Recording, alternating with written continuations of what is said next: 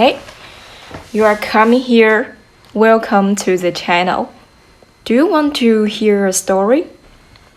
To be or not to be? This is a question. Have you ever heard of this world?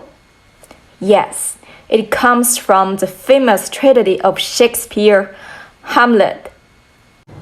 When Prince Hamlet of Denmark received the news of his father's death, he returned to his homeland for the funeral. To his surprise, his uncle Claudius, the new king of Denmark, immediately took the throne and married his mother Gertrude. It made Hamlet feel ashamed and resentful. At this time, he was in the dark about the truth. Claudius and Gertrude urged Hamlet to quickly marry his lover, Ophelia. But one night, the ghost of Hamlet's dead father appeared. He told Hamlet the truth. It turned out that Claudius poisoned his father in order to usurp the throne and marry his sister-in-law. However, Hamlet was caught in a dilemma. But in order to investigate his father's death, Hamlet feigned insanity, confirming through play within play that his uncle was the enemy who killed his father. However, in the process of hesitation, Hamlet accidentally killed Ophelia's father, occasionally causing his lover, Ophelia, to go insane and fell into the river to her death. Later, his mother, Gertrude, drank poisoned alcohol and died. She paid the price for her crimes. Hey, don't be so sad. After overcoming all difficulties, the hesitant prince finally killed the real culprit, his uncle Claudius, to avenge the death of his father. Nice.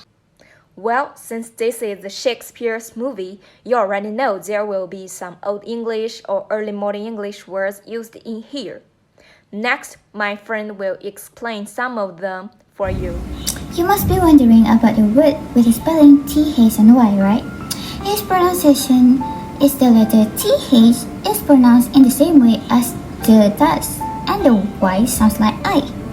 Tai means your in second person singular. There are various Old English second person singular forms that we don't use now, such as tie, toe, tea, and tin. According to the Cambridge Dictionary, the word tie means your, the possessive form of toe, used when speaking to one person. Tie and tin have the same pattern as mine and mine. When the possessive pronoun immediately modifies a noun phrase, we say tie. For example, tie name, tie father, and tie mother. It has been used in the late 12th century. It is no longer used in the standard English now and is dying out even in the dialects where it has survived before. The word you and your help to simplify the English language. We simply require two second person singular form instead of multiples. The linguists who study it strive to make it as simple and coherent as possible. As time passed by, people stopped using it since it has become incomprehensible. If the word tie were to be used in this era, it wouldn't have any big effect. However, it would be quite weird and out of the place to use it with modern English. For example, if you want to ask someone about their name, it will be, what is Thai name? For people who are not English native speaker, they will likely be confused. Even the native speaker might have taken aback if they were questioned like that in the 21st century. Other than that, people might be confused over Thai and they because both of the words are pronounced and thinking that both of them have the same meaning as the spelling is similar. Hello, my name is Nur Syafiqah Meteoma Azmi and I will now explain to you about the word oft. So the word oft is repeated quite a few times in the movie, but when you go to the timestamp of 14 minutes and 14 seconds, you will see the line from Polonius saying, "For the apparel oft proclaims the man." Now in this scene, Polonius was telling his son that he should choose as nice a clothing as he can afford and avoid gaudy clothes, since one's appearance oft or frequently tells a lot about the wearer. So oft, or also spelled as ofte from the movie, means frequently. It is an Old English word, which is an adverb that was used until early modern English as seen in writings by Shakespeare.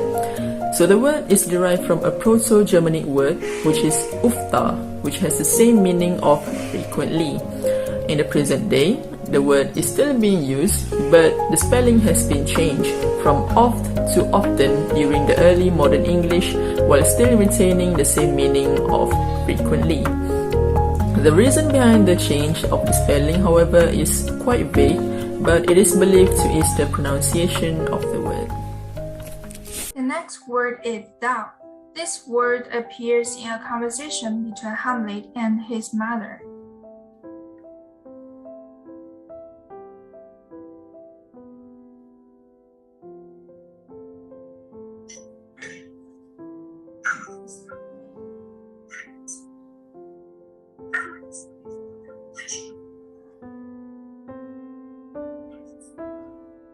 Thou is a Middle English, which means you. It's a nominative form of a second person singular pronoun. The objective form is thee. The possessive is thy. According to dictionary, the word thou is from Old English too, and it's akin to Old High German du. The word you was originally used to refer to a person of high social standing, such as royalty, but it soon became common when speaking with a social equal. Due to this, the word thou was devalued and was mostly used to refer to someone of lower social standing, such as a servant. Nevertheless, this pronoun didn't disappear, as it also used as an indicator of familiarity or intimacy, and it was still used as a singular form of address for God in many ecclesiastical writings. It still exists in certain dialects in northern England and Scotland, as well as the religious society of France, acknowledged as Quakers. The pronoun thou is still used in poetry, also still used in formal religious contexts, wedding ceremonies, literature that attempts to reproduce archaic language, and certain fixed phrases in standard modern English. In normal linguistic usage, the word thou has been replaced by the word you in modern times. The standard English second-person pronoun now is you, which has both singular and plural meanings. Hello, my name is Nisha Dekora. I'm going to explain about the word thank.